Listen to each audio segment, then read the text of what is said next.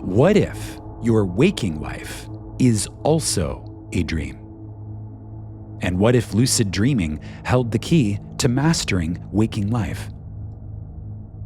Blending Neville Goddard's teachings with neuroscience and mystical practice, Shweta explores why becoming aware is not the same as becoming the author, and why so many of us, even seasoned conscious creators, still feel surprised, stuck, or confused by our reality.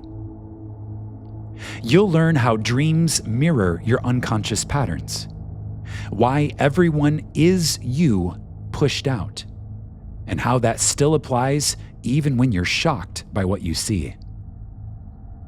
If you've ever felt like you know the teachings, but still wonder why your outer world does not fully reflect your inner work, this is the conversation that connects the missing dots. To go deeper, join the School of Imagination on Discord. The invite link is in the video description. And if you're ready to train as a reality author and learn the mechanics of the reality simulation through a deep dive into simulation mastery, consider joining our next live cohort of Brave Mystic training, starting soon. Link is in the description. Let's begin this journey into the logic of dreams, the mystery of states, and the power of remembering who is really writing the script. This is DreamLogic.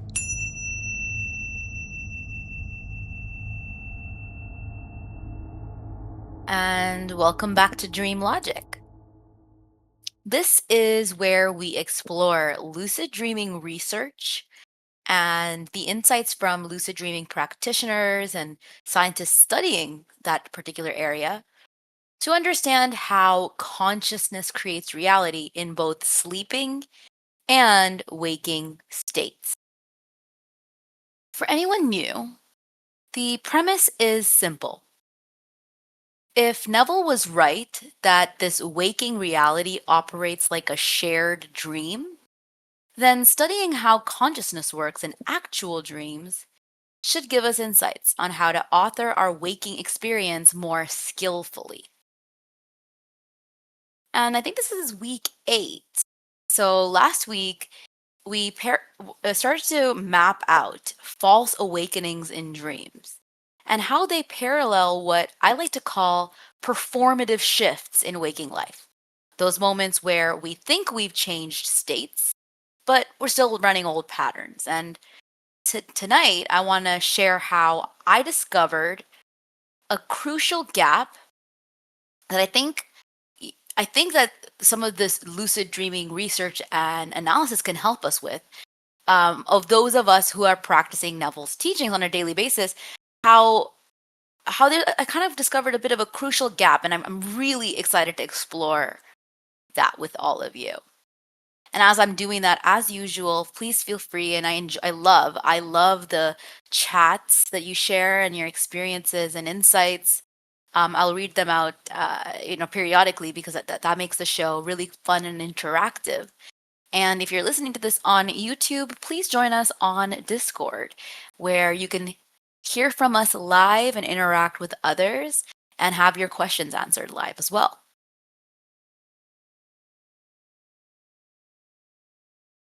Okay, so before I kind of dive into the takeaway and techniques and all of the sort of meat and potatoes of it, I wanted to share something from Neville's lecture, The World is a Dream. This lecture has a story that perfectly illustrates what we're exploring together. So, in this lecture, he describes a story where he's lying on his bed in Beverly Hills, where he suddenly sees the interior of what appeared to be a luxurious hotel. His exact words were, "My consciousness followed vision, and I stepped into what I beheld." But here's the key: he didn't just enter once. He says, "I returned to my body on the bed, and then, still seeing this interior, I stepped into it again and repeated this action time and time again. maybe a dozen or so times. And finally, he decides to fully explore this dream world. When he made that decision, he says, "The whole thing closed upon me, and I am in a world as real as this world, just as real as this world. It's spatial, time is present." And he describes within the dream that he started to walk through rooms, down a plush hallway, where he encountered two ladies. And he told them, "Ladies, this is a dream." They reacted exactly as you would if a stranger in a hotel said that to you. They thought he was insane, they thought he wasn't well, and they tried their best to get fast away from him as possible. And at this point, Neville, because it feels so real and the reaction feels so real, has a desire to prove it was a dream. So Neville reaches for an object hanging overhead, something that reminded him of an item he had seen in a friend's home months earlier. But when he grasped it, it was as solid as this. So he was expecting it to dissolve like gossamer, but it was as solid as this. That's what he says. What's interesting is that reminded me, that part of the story reminded me of the totems that we've talked about and reality checks. And so in this case, though, the dream that he had fallen into was so solid that even when he touched the item, it was still solid. The dream physics were very solid, even though he knew it was a dream. And I just noticed that the way that Neville heightened this experience, it felt like some hyper realistic dreams that lucid dreamers often talk about. And in fact, some people in this audience have shared with me how they've had incredibly realistic, hyper realistic dreams that they just cannot believe are not real. And you can kind of grasp the detail and imagine and remember what happened in detail even after awakening because of how realistic it felt. But what was really the other part that was interesting here is that Neville didn't just glimpse a scene and like fall into the dream. He entered repeatedly until it became solid. You know, I sort of see Neville and a group of friends that he seemed to be a part of as explorers in consciousness. And so they were doing, yes, they were teaching the law and embodying the law, practicing the law, and imagining wisely for each other. But from what I've read in his stories, there was also a group of people that he worked with and collaborated with and experimented with that would try these things. They would try astral projection. They would try lucid dreaming, what we would now call lucid dreaming. So this to me felt like a dream, that state that he had fallen into, that felt extremely hyper real. We talked about this a few weeks ago, I believe, where there's sometimes dreams get hyper realistic when you start to try to become lucid. And he even tried what lucid dreamer practitioners have intuited as really important, these like memory anchors, like reality checks and totems to confirm the scene's validity. He tested the reality by touching objects and he felt, oh, this is actually cubic, spatial, and real. And I think the point of the story that he's sharing here is just because something feels real does not make it less of a dream. That was kind of the point that he seemed to be illustrating in this lecture, that the ladies reacted just like you would in real life, that the reality checks, they didn't dissolve, they didn't remind him that he was dreaming. Sometimes the reality that we think is so cubic behaves in the same way. It was really interesting. And he has a ton of lectures where he references dreaming in all kinds of ways. But I wanted to bring the story up because we actually talked about it last week. And I wanted to make sure, I think we had the lecture name wrong that time, but the lecture for this I think is really interesting and relevant to the topic that we do at 4 p.m. on Fridays, 4 p.m. EST, DreamLogic. This lecture is "This World is a Dream." And so if you look that up, you can find it for yourself. As you'll remember from our previous sessions, lucid dreamers distinguish between becoming aware they're dreaming and actually being able to direct the experience. So the difference in skill between lucidity, which is becoming aware that you're in a dream, and two, which would be authorship, actually being able to direct that dream experience. We know that just knowing that you're dreaming doesn't automatically give you control and can often be more daunting than before you had that realization. It's a different skill set, it's an additional skill set. Even though remembering is an incredibly important skill set, lucidity being step one, that authorship portion also is a separate skill. And Neville's hotel experience sort of demonstrates this. It demonstrates this well. As someone who's very well practiced at holding states, it doesn't surprise me that he was able to re enter the scene to the point where he was entering it so vividly that it became hyper real. Because he didn't just see the hotel once and call it done, he entered time and time and time again. He says maybe a dozen times until deciding finally, you know what, I'm doing this, and being able to explore that dream reality. It was really interesting because that kind of experience, which I would love to start to explore and experiment with, um, starts to show us how dreamlike our waking reality really is. I think it's like one of those like mind expanding experiments that I really took inspiration from, and of course want to apply it to how we might create and manifest and operate this waking shared reality. When lucid dreamers become more aware and start to gain awareness that they're actually dreaming in their in their dream reality, in their sleeping reality, they don't just see the dream.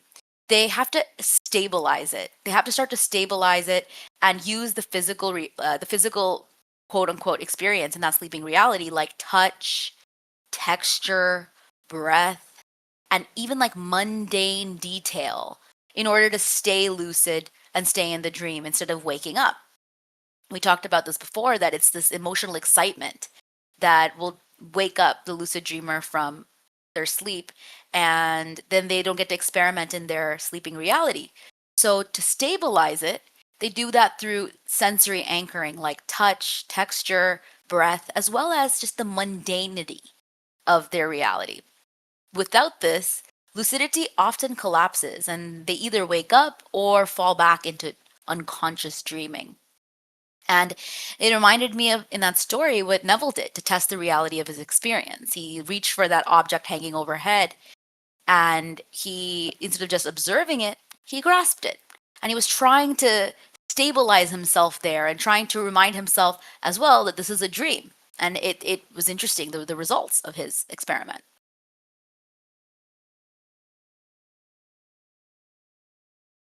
So this is something I kind of wanted to bring to the table here, is this repetition that Neville always brought, this persistence that he brought to his lectures of repeating and persisting on like the ideal state that we want to be in.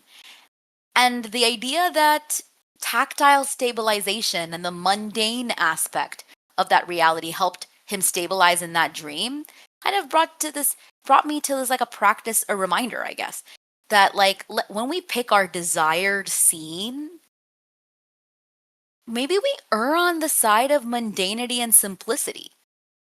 And so maybe we can experiment with that right now. I'm gonna show you what I mean here. So if you can take a second to close your eyes, if you can, if you're comfortable, and think of a desire that you want, something that represents a wish fulfilled. And I'm sure we have so many things we desire, so try to pick something that's simple that comes to mind easily. Now think of this essentially a scene that implies your wish is fulfilled. Think about it. Is your scene, let's say you want to get married, is your scene on your wedding day? Or is it referring to your husband or wife in in a meeting or something, where you're saying to yourself, "Oh, that's my wife. Oh, that's my husband." You can see the difference in tone. One is the big celebratory kind of experience, and the other is sort of the mundane everyday version of that imaginal act. So try to think of a scene you can think of that is like a simple scene. We're going to practice this a few times in this radio hour, so don't feel like um, you need to have every detail. No, but let's be nimble with our imagination. Let's think of something that we desire and think of the mundane version of the scene of the wish fulfilled.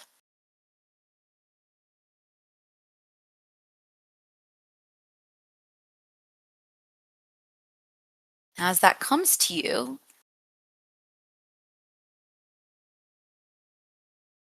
I want you to stabilize the scene by touching something in the scene. Doesn't matter what it is.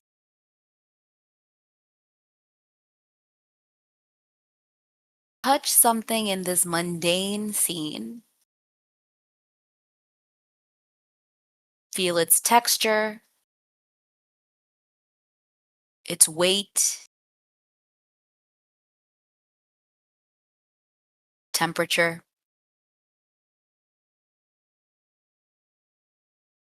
Notice one completely ordinary detail.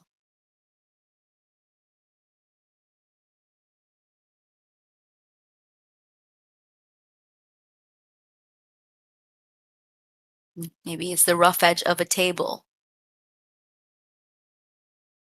the weight of keys in your pocket, the temperature of a doorknob. I'm going to give you 60 seconds to repeat that touch, repeat that imaginal scene by stabilizing by touching something.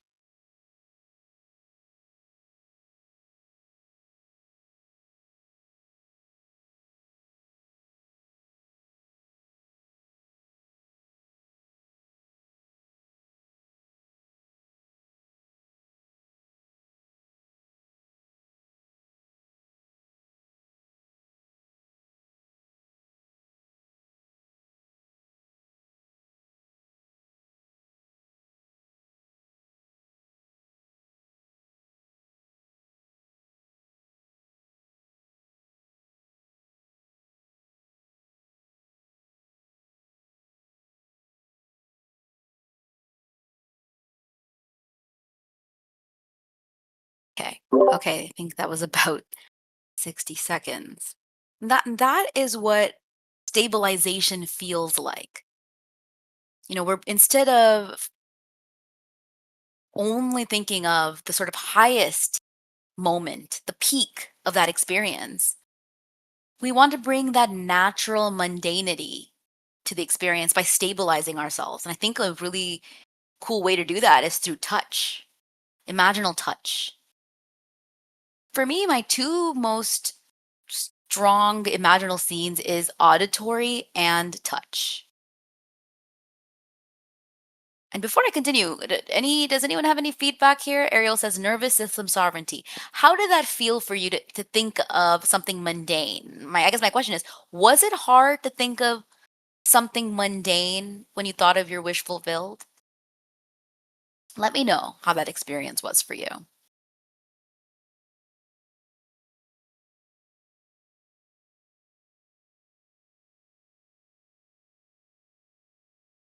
Okay. Here's another insight from lucid dreaming that continues to clarify how Neville approached this. Research shows that there are levels of lucidity in dreams. So, lucidity is a gradient. Most dreamers aren't fully lucid, they're just starting to become partially aware. This looks a little funny. I might be dreaming. Which is why their ability to direct the dream is pretty inconsistent. Neville describes ordinary dreams as uncontrolled four-dimensional thinking, the mind rearranging past and future impressions randomly. Conscious imagination is controlled four-dimensional thinking, deliberately rearranging those impressions. But just like dream lucidity, our waking assumption has levels. most people are only partially lucid in their own imaginal acts, which explains why our manifestations might be inconsistent. And so, I guess the encouragement I want to make here is it might be interesting to experiment from going from a dreamlike fantasy way that we view our imaginal act, right? You might think of this dreamlike scenario that feels like a fantasy, and that can be exciting. But there's also this aspect of the realness that it's missing. You kind of know, hey, it's not real. Because even if you are happily married and you own the business that you want, you have the success that you want in areas of life, a dreamlike fantasy might be difficult to feel it natural. So you think of what Neville said about the cause of our failure, which he didn't speak that much about. He had a chapter in his book. I have a complete reader, so sometimes I don't know what specific book it is, where he talked about failure. And the reason for failure, he said, is that it's not natural enough to us.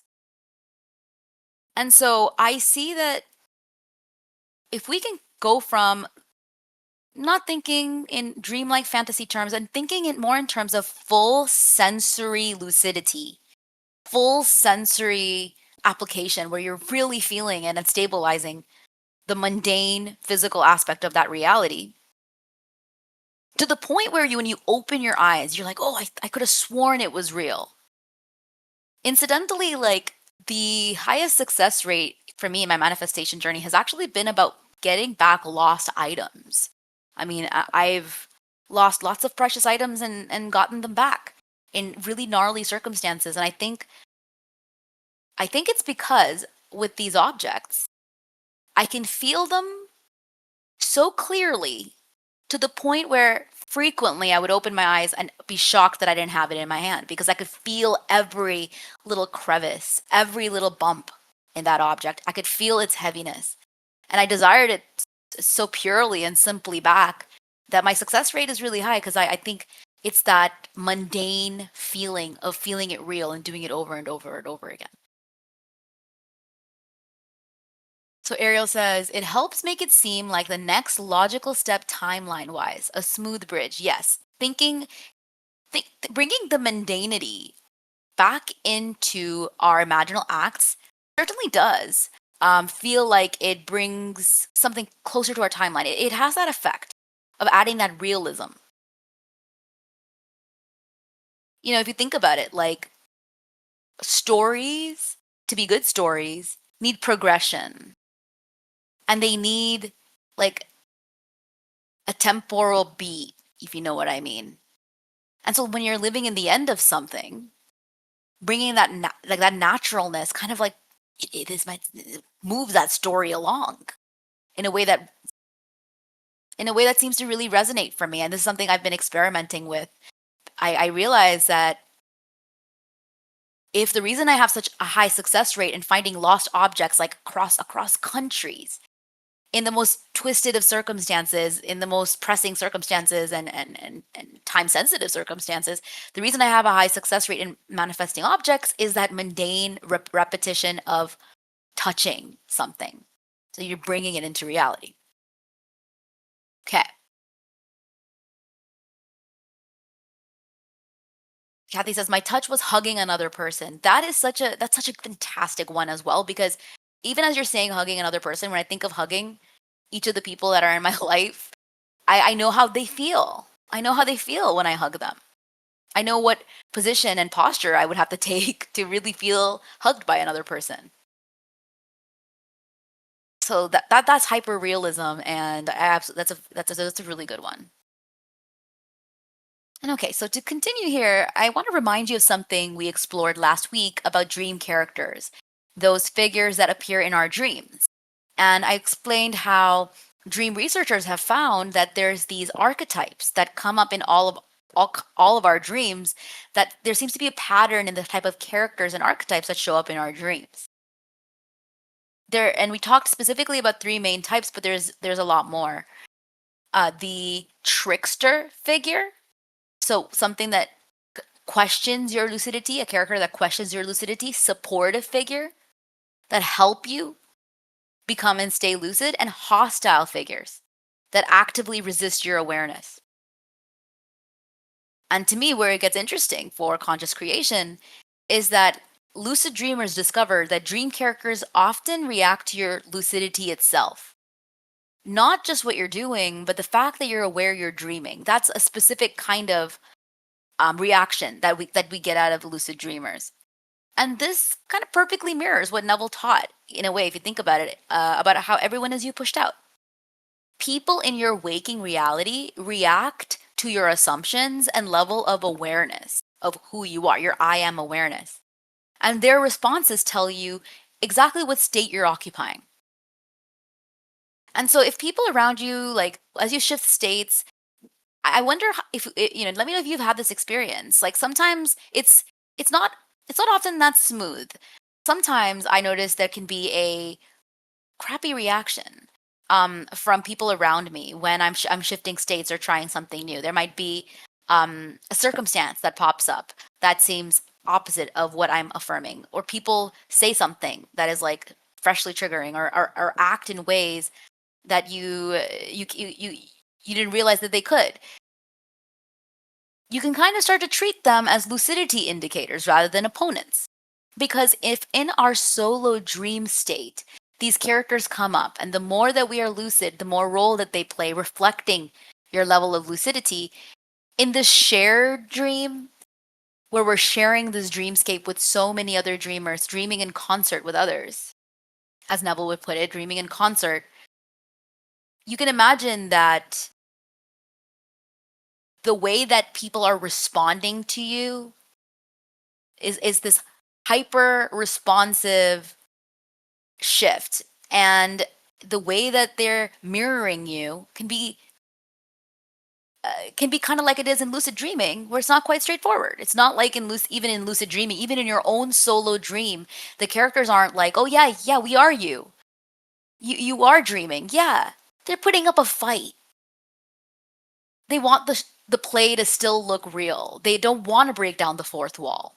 And so I sort of applying that into my waking reality, into the shared dream construct, has been enormously helpful, because it reduces the expectation that that fourth wall is going to be naturally broken down just because you're starting to become more lucid.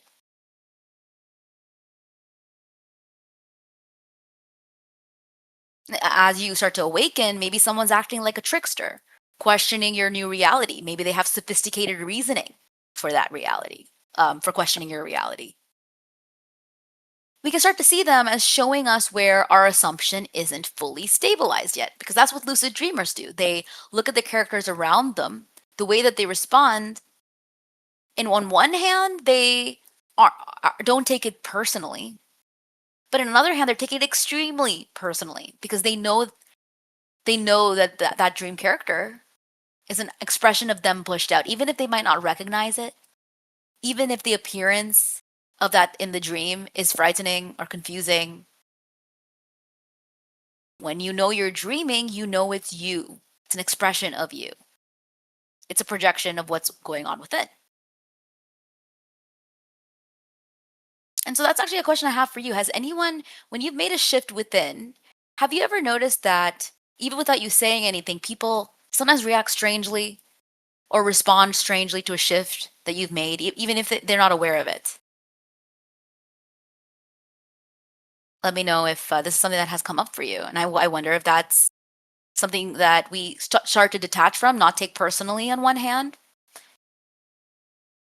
and react, but take it incredibly personally on the other hand, and say that's speaking to a state I have within.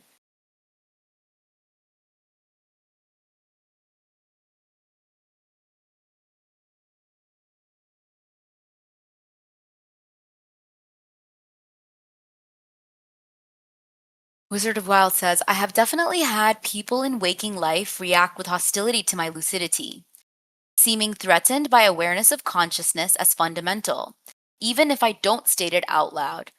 Usually just during a transition of some sort, then the reactions fade. Yeah, yeah. Thank you for answering. Thank you so much for sharing that. That has happened to me as well. And I have, since I started exploring lucid dreaming, I have realized that I don't want to break the fourth wall with everyone. It's okay. I can know someone is a projection of me and not necessarily need them to confirm it like I might have in the past, or need them to respond in a way that felt safe to me. And I have to say, this hostility to lucidity, I almost see that playing out in our 3D reality, where people have this knee jerk reaction to consciousness theory in general. When you look at science, kind of broadly speaking, you look at kind of like one of the biggest mysteries of science. Consciousness is right up there, where the most brilliant scientists not even agreeing on the basic of how to define consciousness. And so I can see in the 3D reality that this idea of awakening, who are we truly how do we expand our consciousness? What does it even mean to expand our consciousness? That is those are such hot button topics, and such topics that trigger so many in science. I sort of see that as a projection of exactly what you're talking about here, the hostility to lucidity. Kind of feels like science is like our projected expression of the part of our consciousness that's, yes, reason, logic, and there's an upgrade that needs to happen when we take into account understanding the consciousness is fundamental part, as you said. Consciousness as fundamental, consciousness as first cause. That would shift everything about the scientific method. Ariel says, hold the vision even when the dream fights back. Yes, that's the state endurance. State endurance. And we do that knowing, okay, when I sleep in my sleeping reality, when I'm lucid, it's my solo mad dream. In my waking reality, it's a shared dream construct. So we're gonna be aware of the physics, the different physics, right, in different reality. So we can be grounded, but the holding the vision state endurance aspect is the same. Ariel says, the practice of not assigning meaning to my bridge of incidents when the unfolding seems not in tune with my vision or internal shift is such an important one. And not always easy, but it's a practice of return and remembrance. Yes. And this very moment, that very moment where you're not assigning meaning, where you're holding back from assigning meaning, you're holding more probabilities, you're allowing for more probabilities. That assigning meaning is when we collapse many of our probabilities and narrow things down by deciding through our meaning. And it's, of course, easier said than done because we are meaning making machines. But gaining lucidity is remembering that as authors, we are assigning meaning. And there's so many ways to do that as well.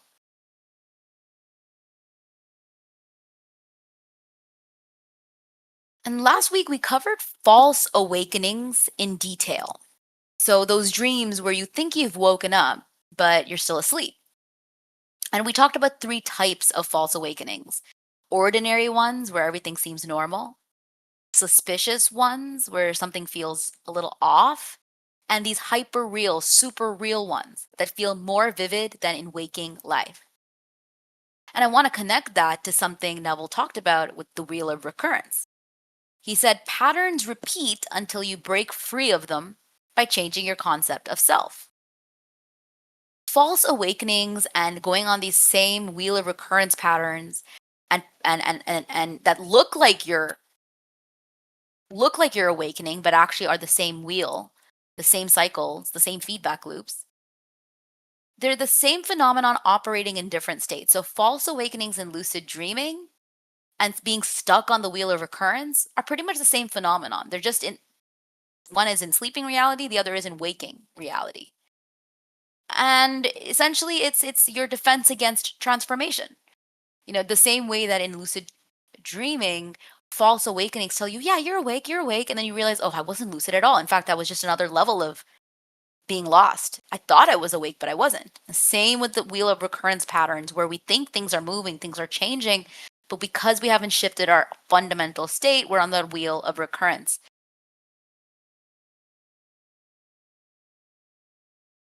And a recurrence is a convincing replay of old circumstances that tricks us back into doubt. And it happens in a millisecond. It happens, I'm going to say, millions of times per second in a millisecond because there's so many feedback loops at play.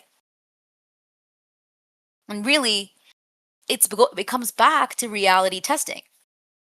So last week I talked about how to kind of decide that we're not false awakening, that we're not in that wheel of recurrence, thinking that we've transformed, but we actually haven't.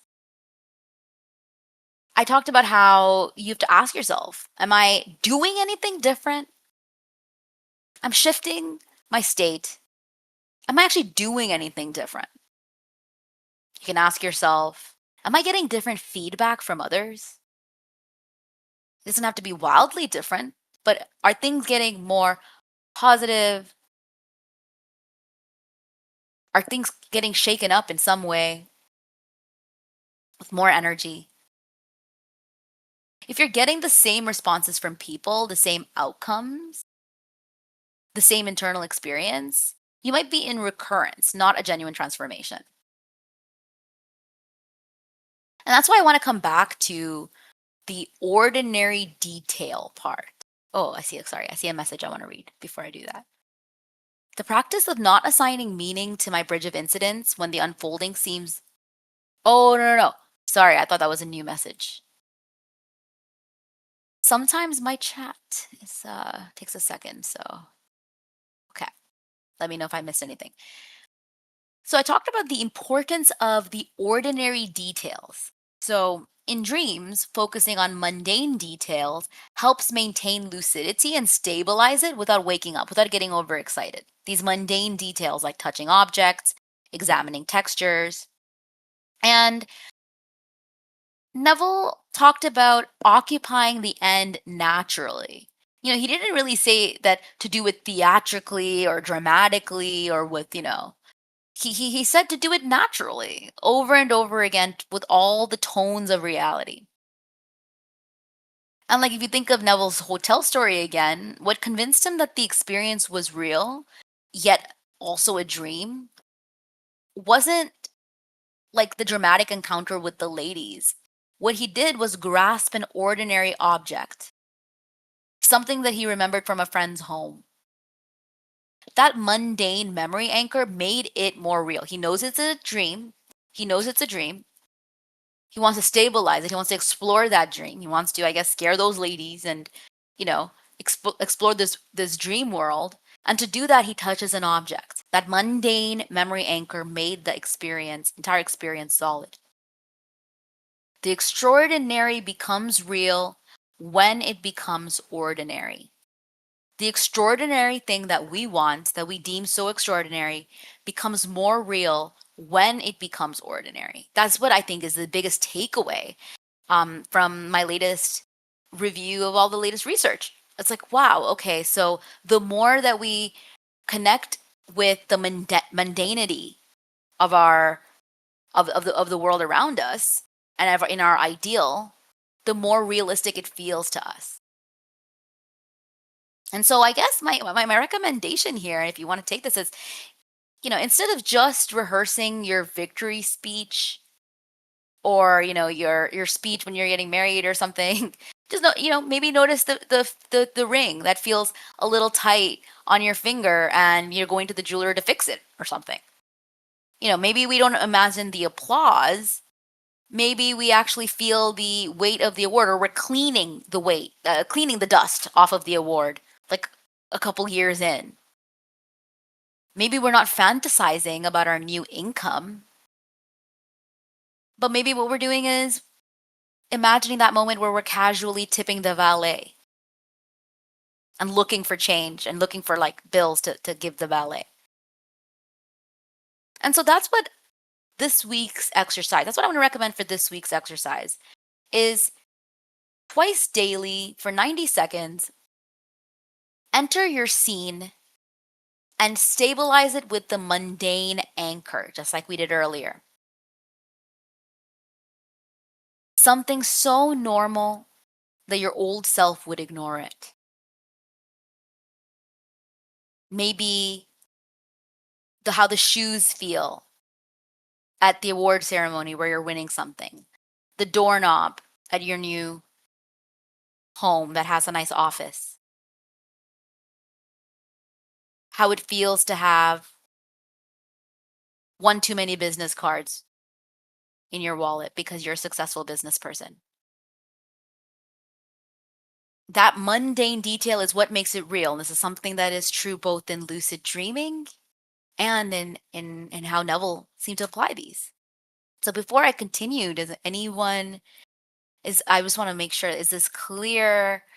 Um, I'm curious if this is something that we have considered before, that we might want to start to incorporate in our imaginal scenes. Ariel says a series of mini mundane assumptions aligned with the vision more intuitively. Yes, I think it makes it more real. And we can, that's the thing about imagination. We can imagine it all. Really, we can do all kinds of different things. Neville talks about the book. There's a book called Titan that was written several years before the actual Titanic. What happened with the Titanic. And the Titan, the book, had so many of the details of what happened with Titanic. And I'm never getting on a ship that has the word Titan anywhere near it. I can tell you that. But the story was so aligned. Like what actually ended up happening was so coherent and connected and in spirit, so aligned to what was written in the book, right? So even a fictional author can create their reality, even when they're thinking that this can't be real. This is just a story I wrote. So imagination creates. That's it. Period. And when we look at lucid dreaming, we can start to see what the best of the techniques, the best of um, the frameworks, the things that because if lucidity, remembering that we're dreaming, is so important to author our lives, I think lucid dreaming is a perfect framework to look at and to learn from. Okay.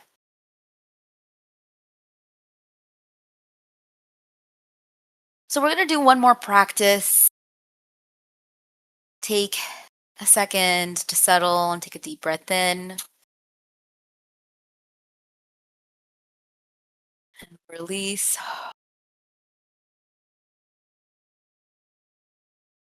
I want you again to think of a desired end, desired reality that you're looking to create.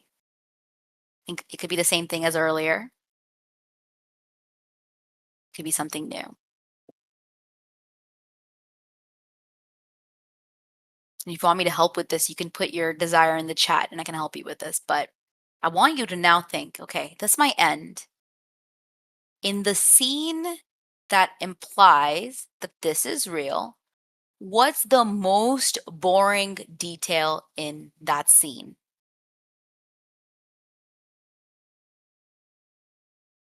There's definitely exciting parts. That's why we desire this thing. But what's the most mundane part that also proves it's real for us? So let's say for me, if I wanted to have a glamorous job, like in front of cameras or something, what would be the most boring detail of that scene? It's a pretty exciting scene. I get to be glamorous. I get to be in front of the cameras. I get to be able to do what I love. So the boring part of that scene might be the waiting around. The waiting around when, the staff gets everything ready for filming. Or deciding that the dress that I'm wearing, it's a little itchy. It's a beautiful dress, but it's a little itchy. That feeling. Like, oh, I'm just gonna have to wear this because it looks so good, but it's a little itchy. Something like that. That's a bit of a boring detail, but brings realness. Something ordinary that would naturally exist. And I'm going to give you some time, about a minute, and I want you to visualize that, feeling that over and over again.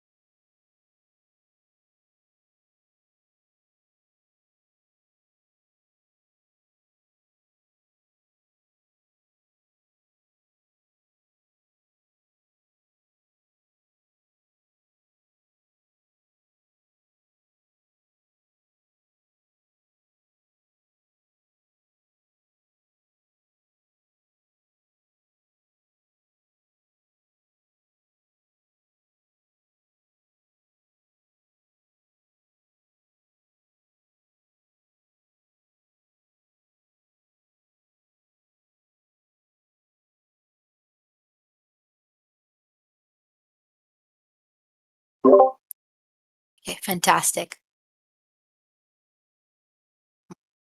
Thanks for experimenting and being nimble with me with our imagination here. When we occupy the scene with the sensory anchors that I'm recommending you to do, that's really that helps us occupy the scene rather than what we might do, which is gradually drift back to kind of passively watching it. These things help us think of versus thinking from. Think from, sorry, versus thinking of. Because when we're thinking from something, we're occupying the scene, speaking from it from first person, experiencing it from first person. And when we start to accidentally drift back to thinking of, it's because we're feeling pretty detached from the scene. There's nothing anchoring us in there.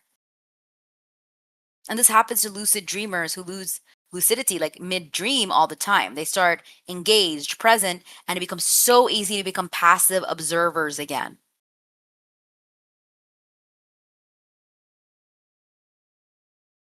And all you have to do, if you're noticing drift when we do these kinds of exercises, so when you experiment with this kind of exercises, it's not like you need to start over every time. You just touch that thing again, touch that mundane thing again, experience that mundanity again. It's bringing us back to occupying. And I have to say that I think with all of our, it's cliche to kind of rail against social media, especially when I'm on social media, talking to you about this. Um, Social media is great, so I'm not railing against it. And how where is our imagination currently trained? So much of this is really about stabilizing our imagination and retraining it.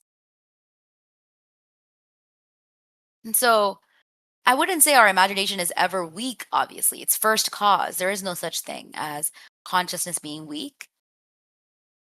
But it can feel unstabilized at your local awareness.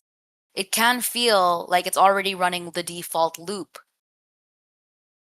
And so these exercises help us become more nimble, strengthen our practice with lucidity and authorship. Wizard of Wild says, I am noticing that when I do this, I don't have to invent mundane details to focus on. I just enter the scene and look around and notice the details my subconscious is already filling in. Yes, that's what I noticed too, actually. That's what I noticed it too. And that's why I felt like it was interesting. Because when I think of my glamorous scene, for example, I already imagine sitting in a chair. I already imagine sitting in a chair. I already imagine the hustle and bustle of the people that are like running they have like little clipboards for some reason. They're running around, and then there's like a makeup lady that's like annoyed at me for smearing my lipstick right before we're going to go live, or like there's like little things that show up, our imagination doing our job. And so that's what I'm going to leave with you with today. That exercise is pretty simple. Think of essentially the most boring, mundane, and preferably a touchable part of your scene.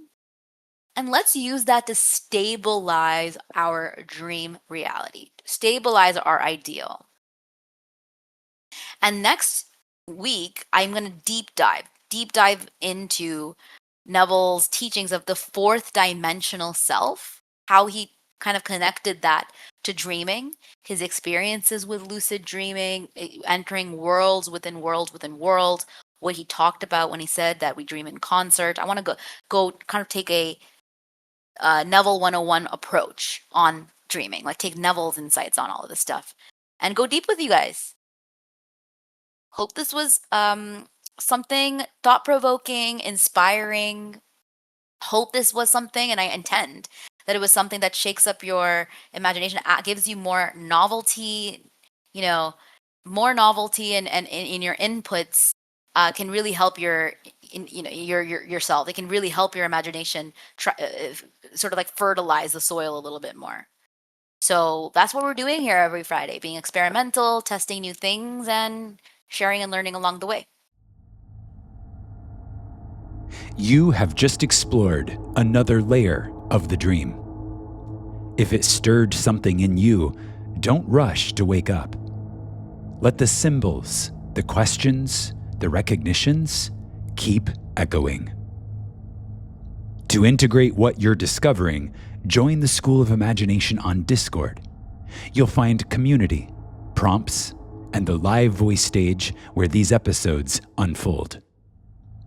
And if you're ready to go deeper into simulation mastery, state authorship, and the metaphysical training that rewires your reality, Brave Mystic Training is now enrolling. Link in the description. Until next time, stay lucid, stay soft, stay sovereign. This is DreamLogic.